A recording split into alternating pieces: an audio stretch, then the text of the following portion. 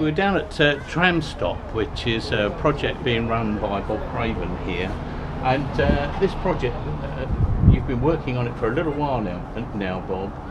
And this is actually, although it looks a bit rougher in the edges, it's a quite a historic building. Can you tell us a little bit about the history?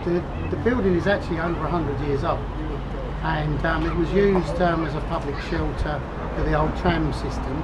And from about 40 years ago, it's been absolutely derelict and a wasted public asset.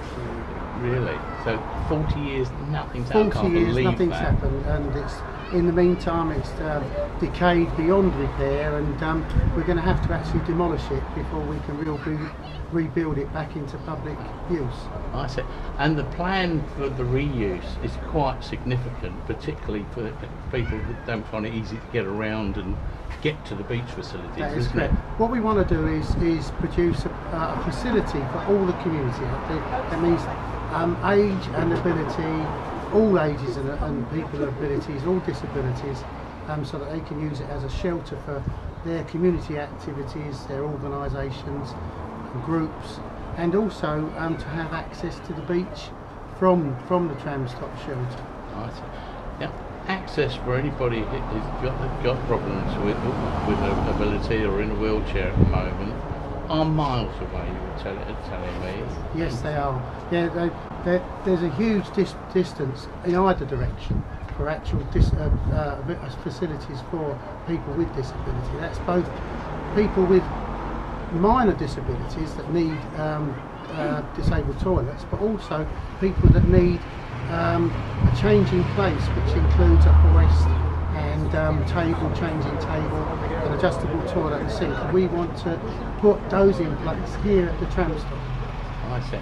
So for a seaside town, we can't get to the beach, basically. Not only this seaside town, but this is probably going to be the first of its type in the whole of the UK. So we could be a flagship, really, for disability access to beaches. Exactly. Southend will be able to hold its head up high and say that it is caring of the sea as much as anything else. Fantastic.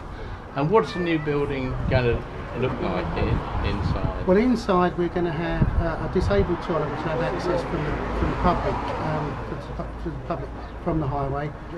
There'll also be a changing place with a hoist and changing table, but also there'll be areas for people to sit in wheelchairs, and also other groups as well, because we're not denying the fact it will be open to the cold community. But what would be nice about it is that the shelter will offer an area for lots of people with disabilities that need shelter. Some people with disabilities not only need shelter from the cold, but they need it from the sun, from the wind. And on a day like today, when we've got brilliant sunshine, and it's really lovely for people that have no disabilities. For those that have disabilities, they are people that need shelter at all times, and that they would enjoy a day like today inside and outside as well. Telling me earlier about a pathway to allow wheelchair access, pretty much as is, but to get into the new toilet facilities that are being built downstairs. How's that going to work? Well, we're looking to work with the council. There's a slipway adjacent to the shelter here.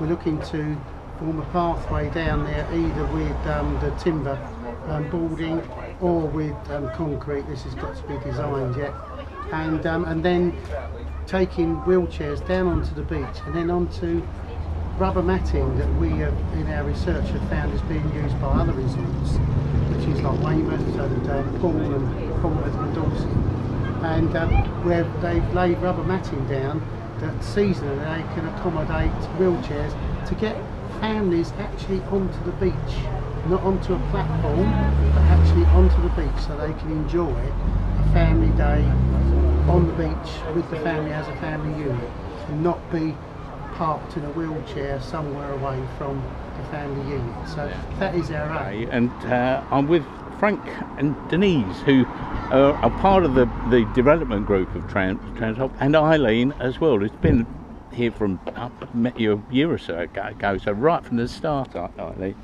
And of course, Denise is going to, you know, this is an important facility for Denise. And can you tell us, Frank, how frustrating it must be at the moment, and what this facility could do. Yes, absolutely. It's very frustrating. Denise suffers from MS. She's had it. She's had that condition in excess of 30 years, and it is quite frustrating because, as I say, we're living by the sea, like access to it. Yeah, Denise used to like going in the sea. You know, when she was able. Can't do that at the moment. So a place like this, great idea, fantastic idea. And if we can sort of facilitate getting disabled people down on the beach, enjoying the sea, then I think that's what it's all about. I've known of you and the Tram Stop project, that it's not here and now, you know, it has already happened. It's very frustrating. There are lots of reasons for it, which I won't bore you with, but believe me, the passion is there from all our supporters, and we just want to get as many people on board as we can. Builders, sponsors, people that are going to help us put this back together.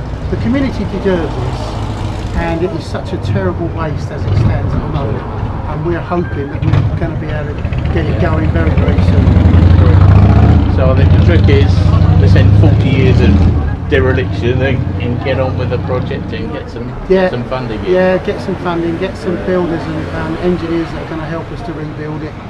And we'll get there. Yeah, We've just got to be patient and very stalwart in what we're doing. Brilliant. Okay, Bob, thanks very much.